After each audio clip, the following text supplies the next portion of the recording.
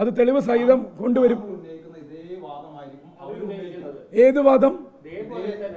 ദയവ് ചെയ്ത് രണ്ടുപേരും കൂടി ചേർന്നിരുന്ന് ആളെ പൊട്ടനാക്കരുത്. അല്ലെന്നേ, അവിടെ സ്വന്തം വീടിന്റെ പേരിൽ പാലക്കാട്ടേക്ക് ഒരു വോട്ടറാക്കിയ ആളെ ഒരു ഇലക്ഷൻ കമ്മീഷനും അയോഗ്യനാക്കില്ല. ഹേ, എന്ത് തോന്നിവാസാണ്. ഒരു മിനിറ്റ്.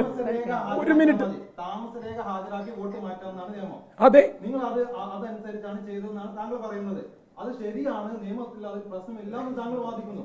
ഞാൻ പറയുന്നു എന്റെ താമസരേഖയ്ക്ക് ഒരു എക്സ്റ്റൻഷൻ കൂടിയുണ്ട്. എന്റെ സ്വന്തം വീടാണ് എന്റെ താമസരേഖ. ഓക്കെ, മനസ്സിലായല്ലോ? ക്ലാരിറ്റി കിട്ടിയല്ലോ?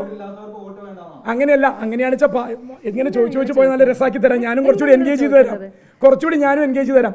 അതിനൊരു നിക്ഷിപ്ത താല്പര്യമുണ്ട്. ആ രണ്ടുപേർക്കും ഒരു നിക്ഷിപ്ത താല്പര്യമുണ്ട്. അതിന്റെ അറ്റത്തേക്ക് എത്തിച്ചോളൂ.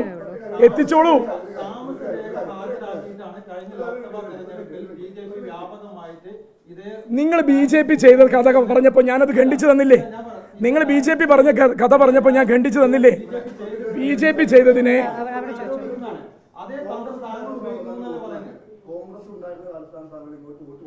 അല്ല, ഞാൻ അതിനെപ്പറ്റി അങ്ങനെ വിഴുപ്പലക്കാൻ ഞാൻ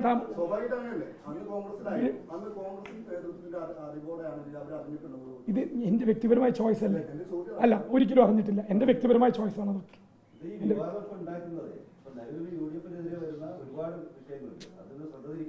ഇതിലെന്തായാലും സന്തോഷമായി എനിക്ക്. കാരണം ഭയങ്കര ക്ലാരിറ്റിയോടുകൂടി കാര്യങ്ങൾ പറയാൻ പറ്റി.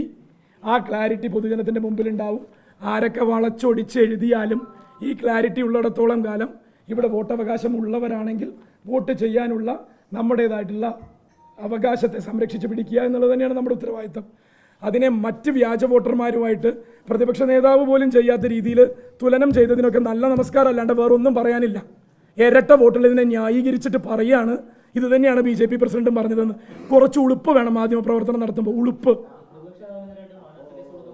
അല്ല, ഞാൻ മനസ്സിൽ കേസ് കൊടുക്കാൻ ഉദ്ദേശിക്കുന്ന ആൾ ഇവിടെ ഇരിക്കുന്നുണ്ട്. ഞാനത് ചെയ്യും. ഉളുപ്പില്ലാത്ത ചോദ്യം ചോദിക്കുന്നു. ഇരട്ട വോട്ടിനെ ന്യായീകരിക്കുന്നു. ഇരട്ട വോട്ടിനെ ഒരു പത്രപ്രവർത്തകൻ ന്യായീകരിക്കുക. എന്നിട്ട് ഇത് തന്നെയാണ് വ്യാജ വോട്ടെന്ന് നമ്മളെ കൂടി ഇരവാദം പറഞ്ഞുകൊണ്ട് പറയുക. കാരണം അതങ്ങനെയാണ്. അത് അത്രത്തോളം നമ്മളെ വേദനിപ്പിക്കുന്നതാണ്.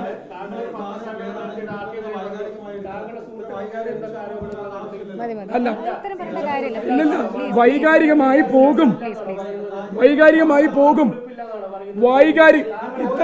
ഇത്രയും പത്രപ്രവർത്തകരിരിക്കുമ്പോ രണ്ടുപേർക്ക് മാത്രമാണ് ബുദ്ധിമുട്ടെങ്കിൽ ഉണ്ടാകുന്ന ആ ബുദ്ധിമുട്ടിന്റെ പേര് വേറെ പലതുമാണ്. ആ ബുദ്ധിമുട്ടിന്റെ പേര് വേറെ പലതും തന്നെയാണ്. അല്ലെന്നേ ഇത്രയും അങ്ങനെയാണോ പറഞ്ഞത്?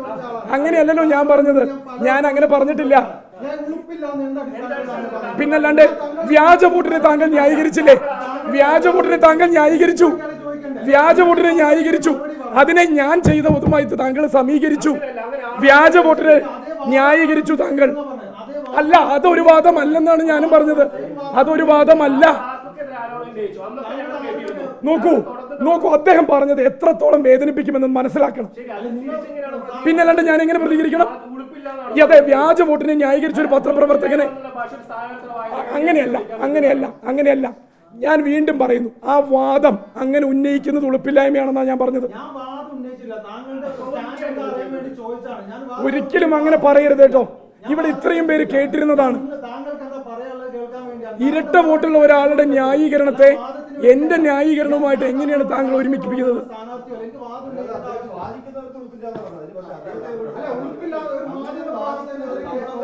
അങ്ങനെയാണെങ്കിൽ ഒരു വോട്ടറെ അങ്ങനെയാണെങ്കിൽ ഒരു മിനിറ്റ്, മാധ്യമ പ്രവർത്തനത്തിന്റെ പ്രിവിലേജ് പോലെ ഒരു വോട്ടർക്കുള്ള പ്രിവിലേജിനെ താങ്കൾ അധിക്ഷേപിച്ചു.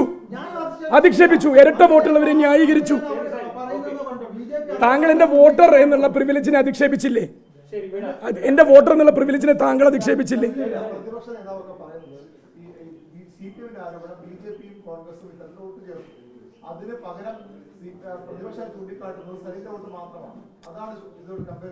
അത് അദ്ദേഹം എന്തോ ചെയ്തോട്ടെ. ഇനി അദ്ദേഹത്തിന് ഇതിന് വാദങ്ങൾ ഉന്നയിക്കണമല്ലോ. ഇപ്പം ഞാൻ ഇത്രയും പറഞ്ഞ കാര്യങ്ങൾക്ക് അദ്ദേഹം അത് പറയട്ടെ. അതിനുശേഷം ഞാൻ മറുപടി പറയാം.